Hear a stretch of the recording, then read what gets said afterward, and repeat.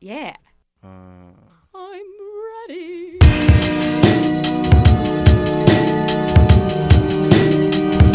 This is Nancy Chin with a WPTF Special News Brief. There's been another brutal school shooting, this time at Mellon Bayside High. Mike, did you catch that? We have no number of the wounded or dead, but we have a positive ID on the shooter. Her name is Rebecca Gates Scotta, a 16-year-old junior. She's been positively identified. There's been no motive release as of yet, but Miss Scott is in police custody. Oh my God. Please stay tuned throughout the day as we uncover this unfortunate incident and try to get to the bottom of this recent violent epidemic. You can call me Becky. I'm 16, the Mellon Bay Junior Prom Queen. This year I made the dean's list and I go steady with the captain of the team. Guess I'm the most popular girl around. Okay, the most popular girl in town. I'm not conceited, I swear. When I won at the dance, I didn't even wear the crown. I'm really sweet. After school in the week, I tutor kids in science and math.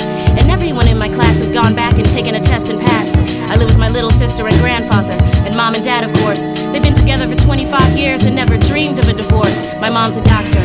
She's hardly ever home. My dad's an investment broker. My grandpa, he's a war vet, heavy drinker, heavy smoker. Mommy tries to get him to quit, but he just laughs her off. Says that if those damn Japs couldn't kill him, he's not worried about death and coughs. My sister Rose is 10. She's the thing that makes my daddy smile. Sweeter than cherry pie, blonde with deep blueberry eyes. A little me. We're really close. She has a room that's full of toys and hates 98 Degrees and NSYNC, but loves the Backstreet Boys, and I would kill for her. I mean, I would do whatever it took to keep her safe and innocent and far from harm that's threatening in any place, even if it's home. I hate leaving her alone. She cries at night. Sometimes I'm afraid that I might do something, lose control and abuse something, cause daddy's hugs are too tight, and Rose grows thorn black and blue bruises on her wrist, like where I slipped mine. I mean, that time I fell and cut my arms a bit. I'm rambling on. You don't understand. Nobody does. Sometimes when I'm alone, I squeeze my nails into my hands hard enough to draw blood. It stops the talking.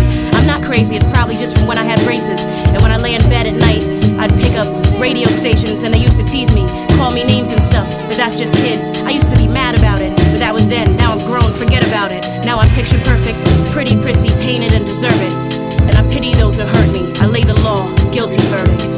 This is Trevor Michaels filling in for Nancy Chin. I'm here with Detective Lepolsky. Detective, can you give us any information on Miss Scott? Any gang affiliation, member of militia or cult? We can't give any information right now. All we can say is she's in custody and tending to the injured. Has she said anything revealing why she did this? Like I stated before, Trevor, we can't give anything right now. Officer Mangles, you're tracking jelly over the scene. Oh my God, Sasha, did you see what she was wearing?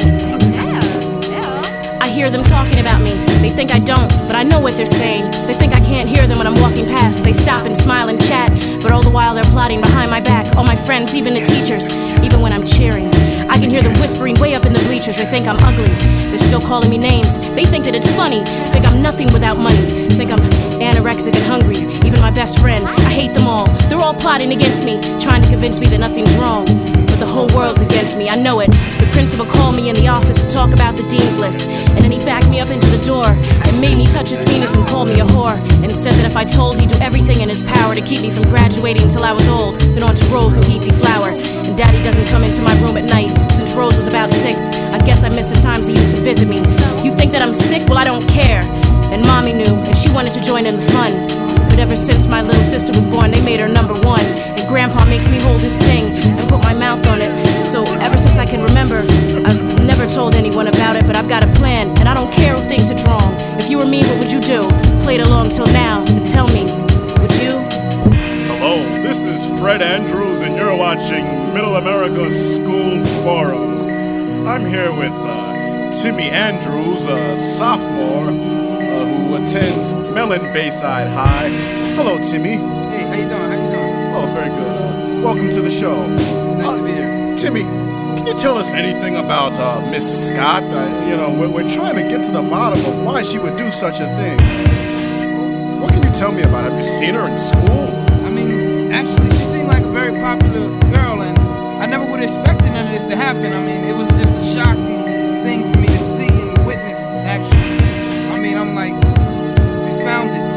Now, like earlier in the school year, did she ever mention that she was gonna come to school and just shoot people? Did she ever say, hey, I hate it here, I hate you people? Did you ever get that kind of vibe from a Miss Scott? No, not at all. She actually seemed very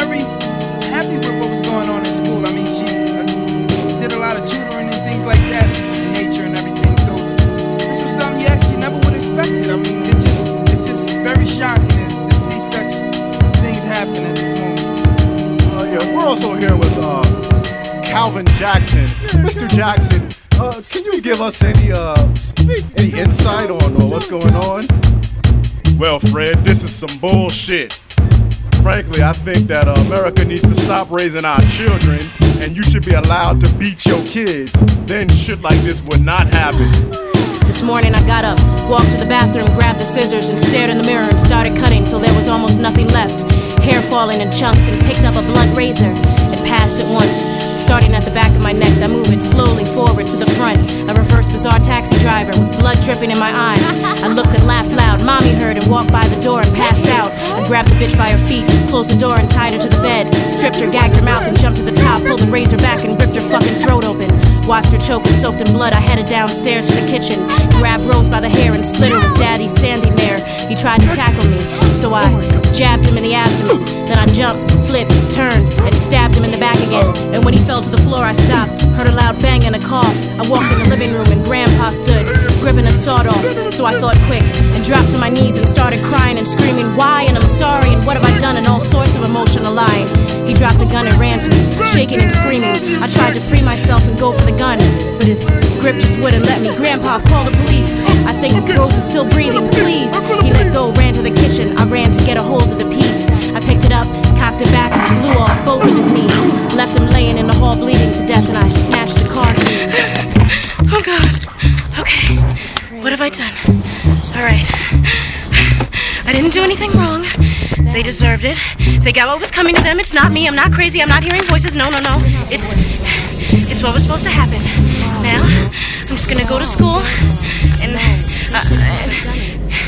you know what? No, never mind. Because everything I'm doing is right and they're supposed to die. And it's them. They did it to me first. And it's because I'm a good person. I am, because I'm good enough and I'm smart enough and people like me. No, they don't. Yes, they do. No, they don't. Yes, they... Okay. All right. Just gonna get to school and I'll work everything out. Pulled up in the school parking lot, just me, Destiny, and a shotgun riding. Perfect timing, assembly in the cafeteria for joy of creative writing. I walked up to the front doors and blew them open, started aiming and blasting. Stood frozen in the main hall after the smoke rising, the sounds of screaming and gasping, they were everywhere. I ran into the West Wing stairs, laughing, and through the gym, stopped to reload, pulled out a Grandpa's favorite flask and took a hit of gin. Then raised the gun up and blasted once, yelling, "Finally, it's time to pay." I heard footsteps, poured the liquor out and turned to blow the person away. I kicked the corpse, walked, continued on my course, and heard the cries of helpless little victims. Let me tell you, they all deserve to die. Walked to the middle of the room and hopped the table, started letting off wherever, setting off the fire alarms, and I turned my firearms around and held my finger tight and pulled the trigger, wetting the room, watching bodies drop to the floor and quiver, held my finger tight and pulled the trigger.